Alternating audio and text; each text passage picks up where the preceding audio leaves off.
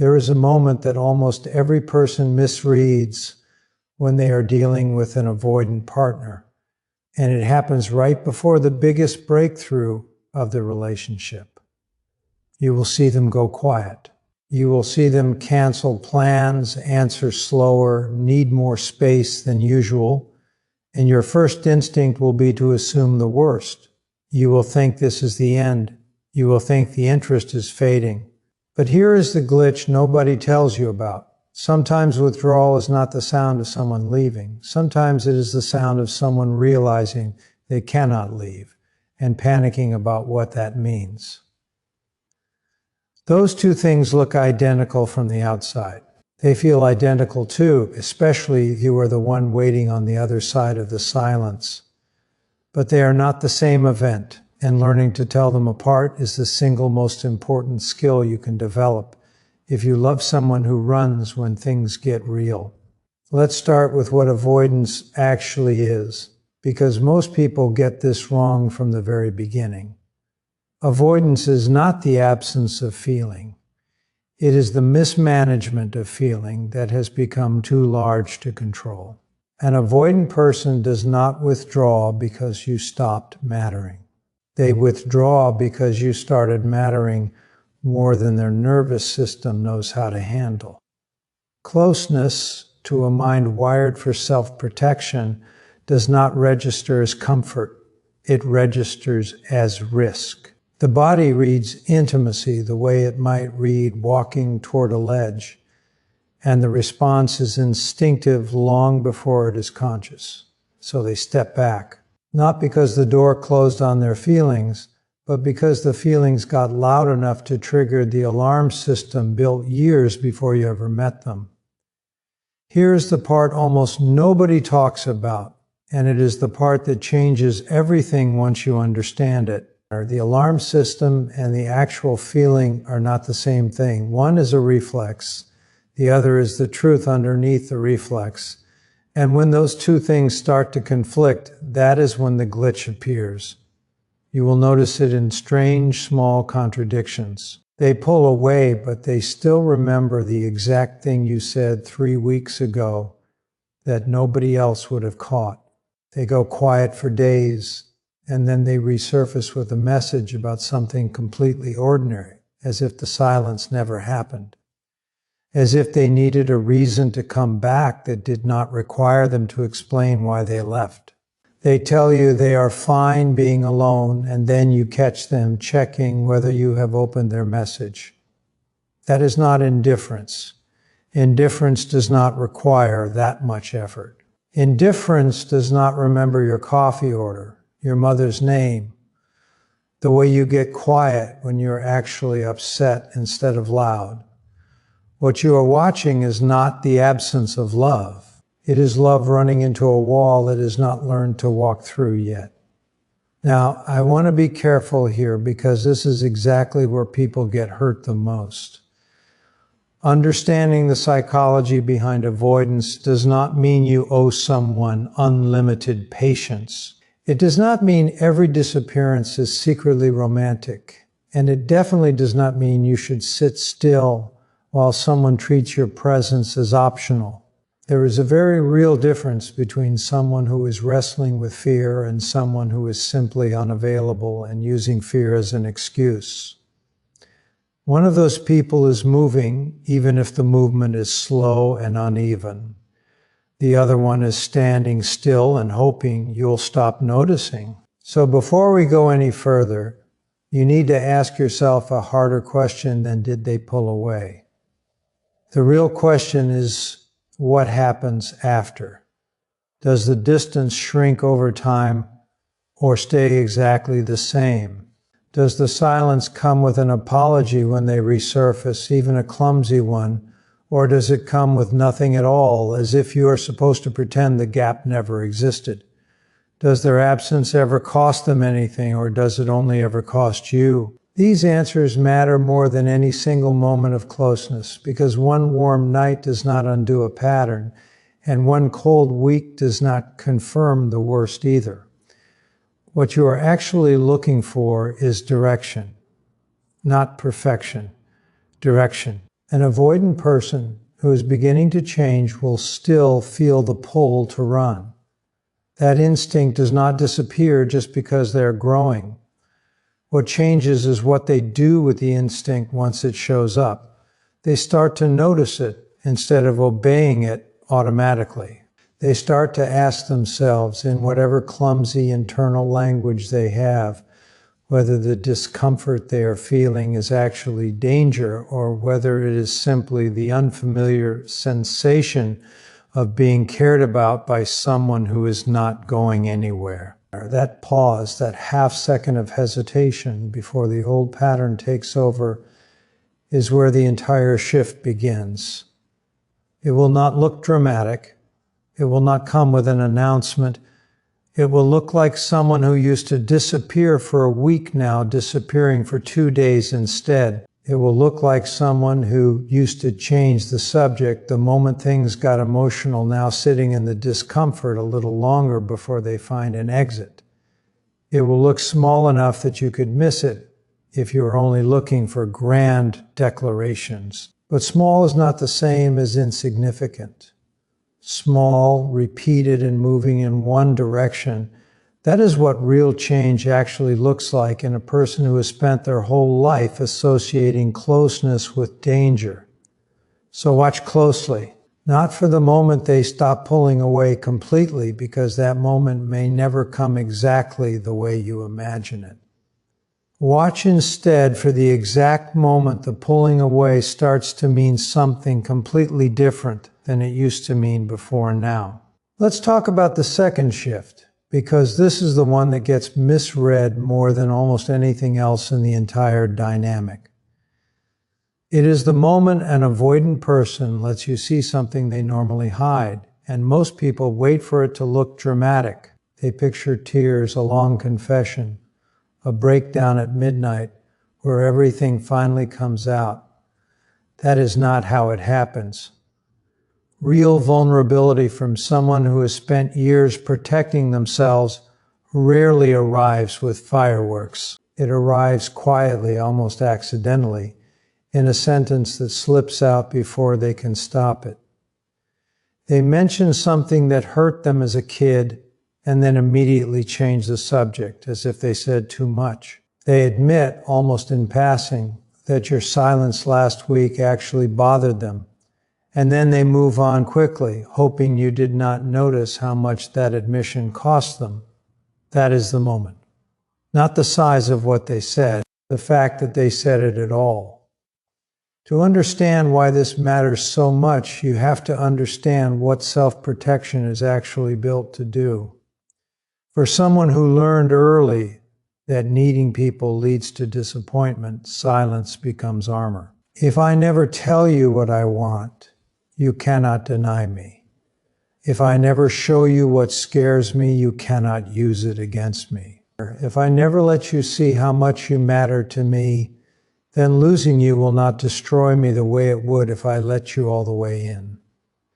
That strategy works in a narrow sense.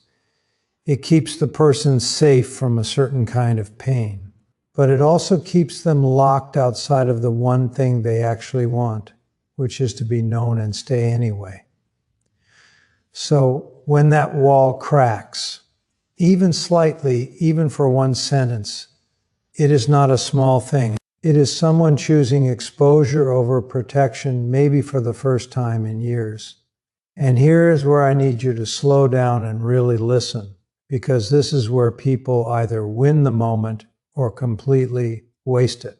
What happens in the 60 seconds after that disclosure will often decide whether it happens again.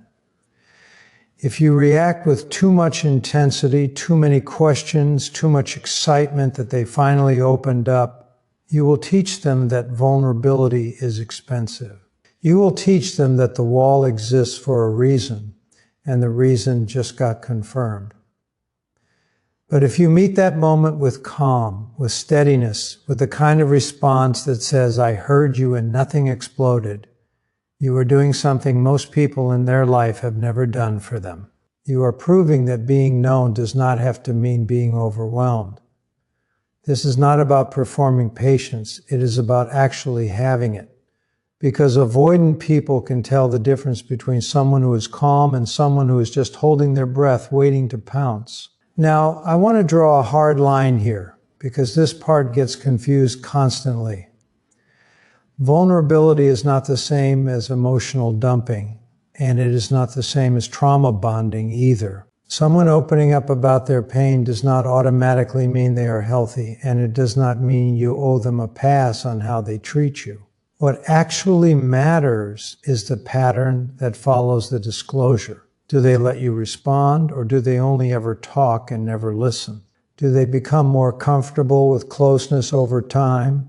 Or does the opening always close right back up the second the conversation gets uncomfortable? Do they use what they reveal to help you understand them better? Or do they use it later as a weapon, bringing up their own pain to excuse behavior that has nothing to do with healing?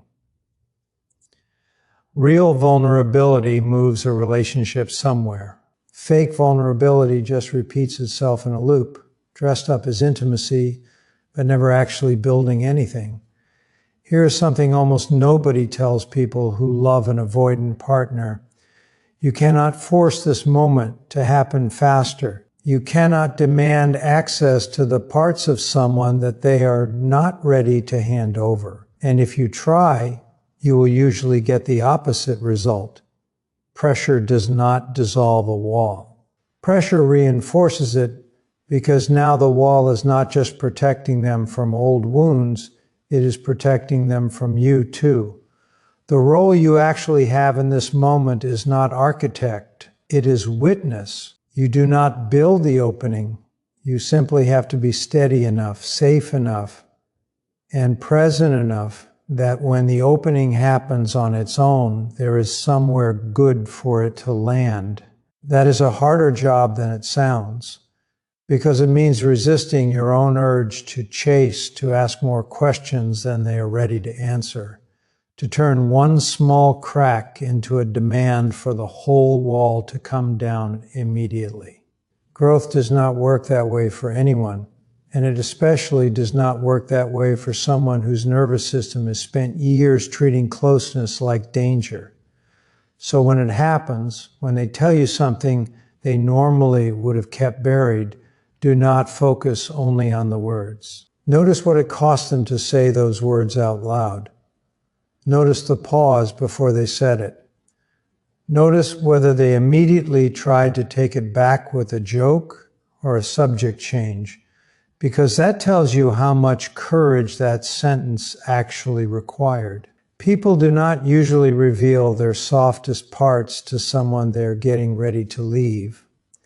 They reveal them, however clumsily, to someone they are quietly, nervously hoping will stay. That sentence, the one that slipped out before they could stop it, might be the most honest thing they have said to anyone in years.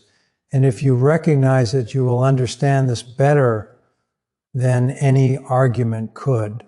Now let's talk about the moment that actually matters more than the withdrawal itself, and almost everyone gets so distracted by the leaving that they miss it completely. It is not when they pull away, it is what they do after. Because here is something worth sitting with for a second. Space by itself is not a red flag. Everyone, secure or avoidant, occasionally needs room to think, to breathe, to hear their own thoughts without another voice in the room. That is not dysfunction, that is being human. The real signal is not that they need a distance. The real signal is what that distance turns into.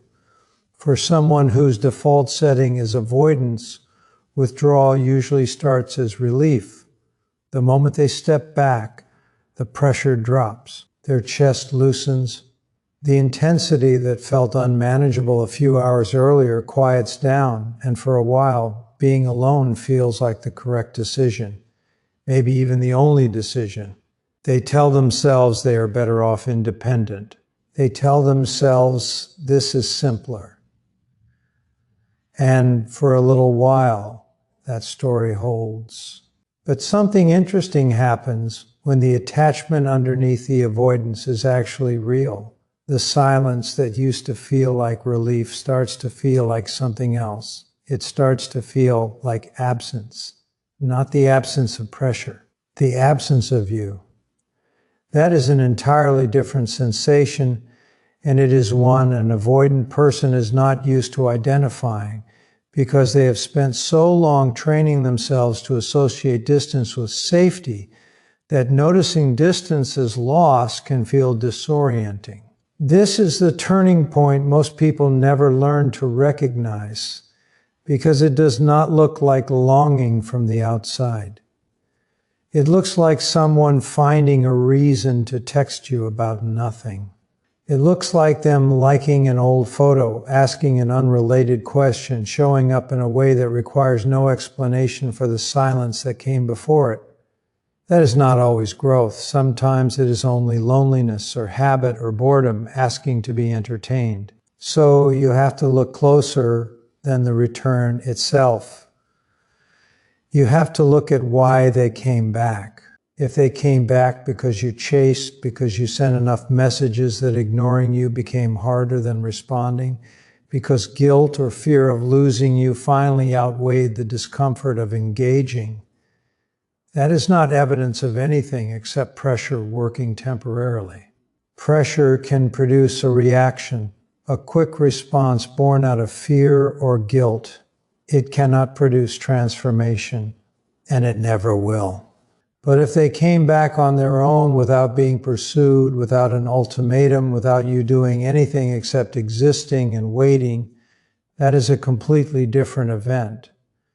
That means they experienced the distance, sat with whatever the distance offered them, and chose the discomfort of closeness anyway. That choice is not small. Healthy attachment was never about eliminating the need for space. It is about being able to take that space without letting it collapse the entire connection. An avoidant person who is becoming more secure learns something most people take for granted, which is that stepping back does not have to mean disappearing, and calming yourself does not require punishing the person waiting for you. They begin to understand that solitude and abandonment are not the same thing, even though for years their body treated them as identical. And here is the detail that separates real change from a temporary swing back toward you. Watch what they do when they return. Do they act like nothing happened? Like the silence simply did not exist?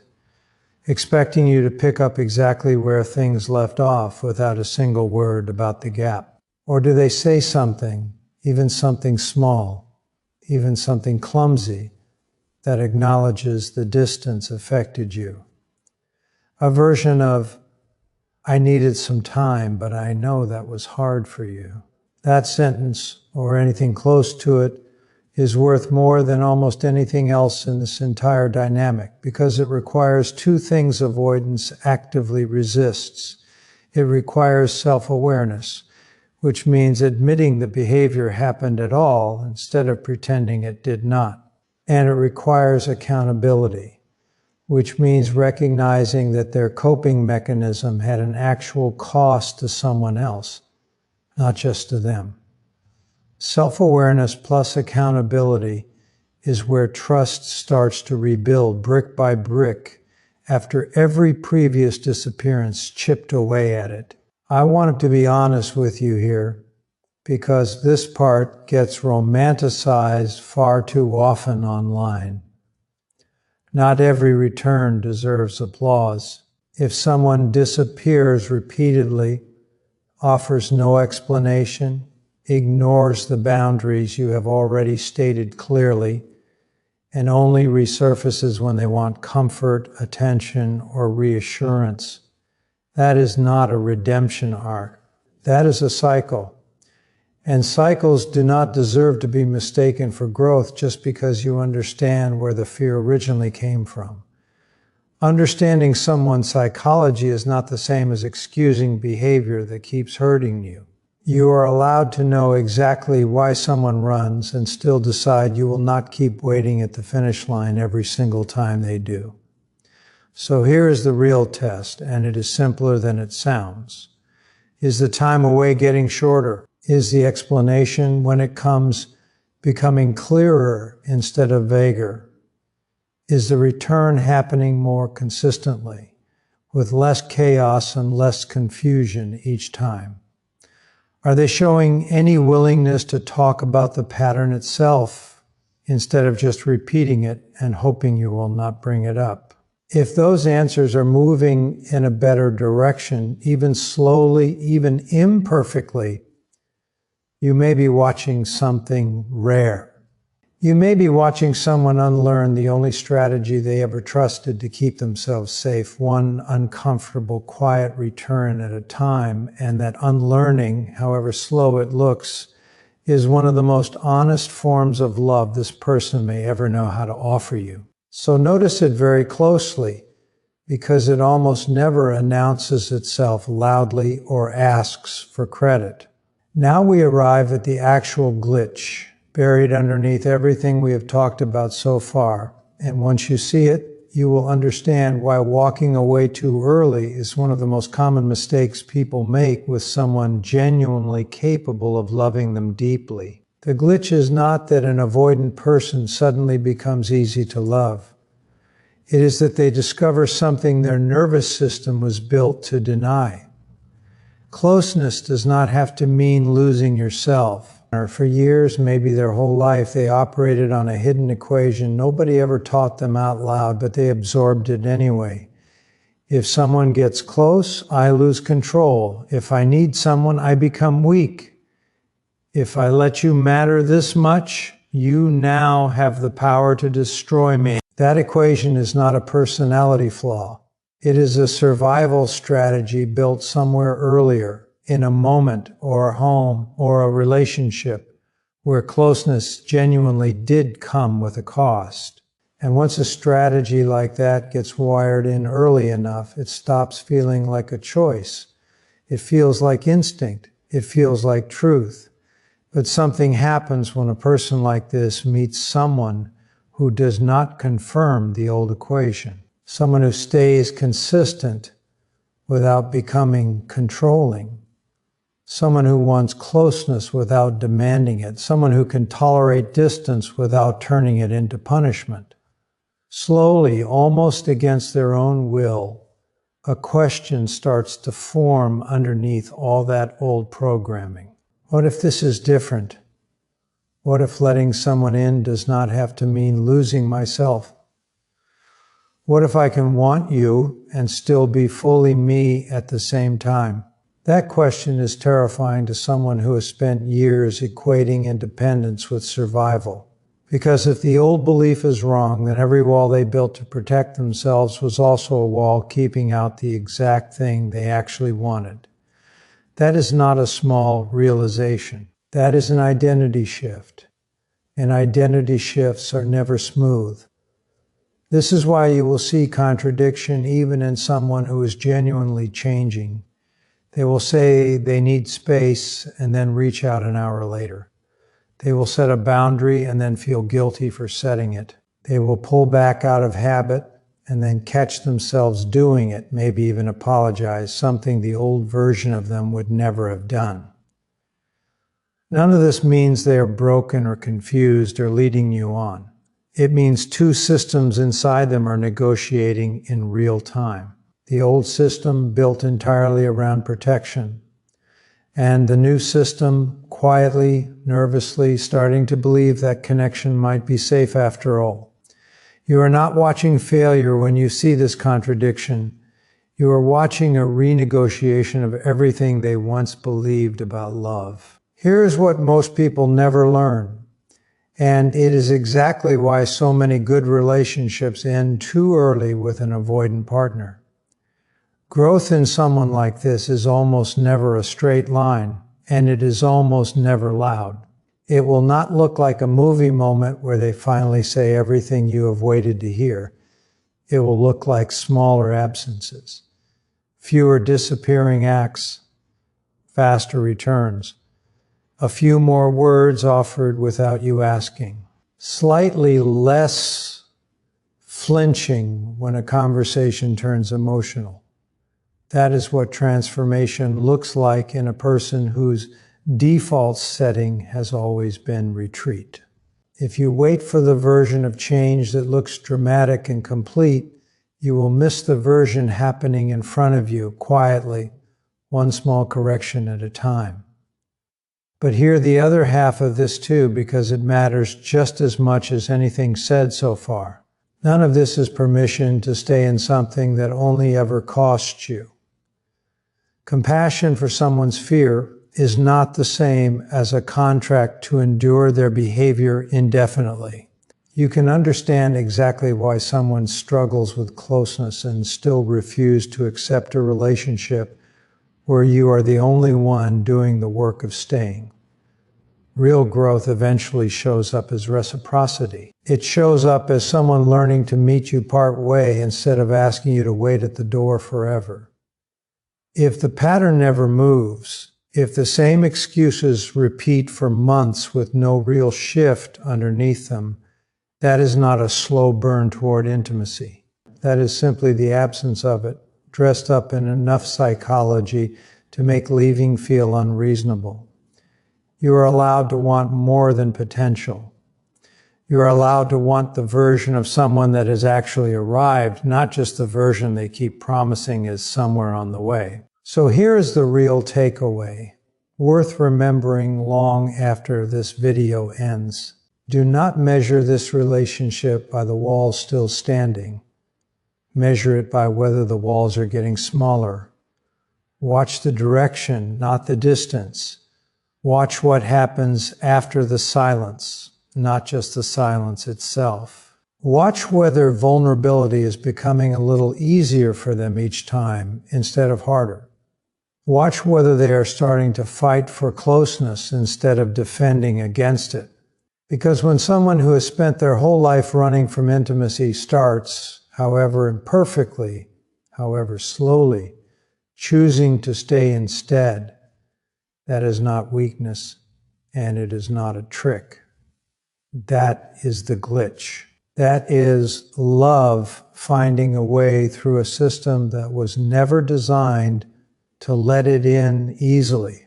And if you see that shift happening in front of you, do not confuse it for indifference just because it does not look like what you were told love is supposed to look like. Sometimes the most powerful kind of love is not the one that arrives loudly and certain from the very beginning. Sometimes it is the one that fights its way out from underneath years of self-protection just to reach you at all. And when it finally does, it deserves to be recognized, not walked away from.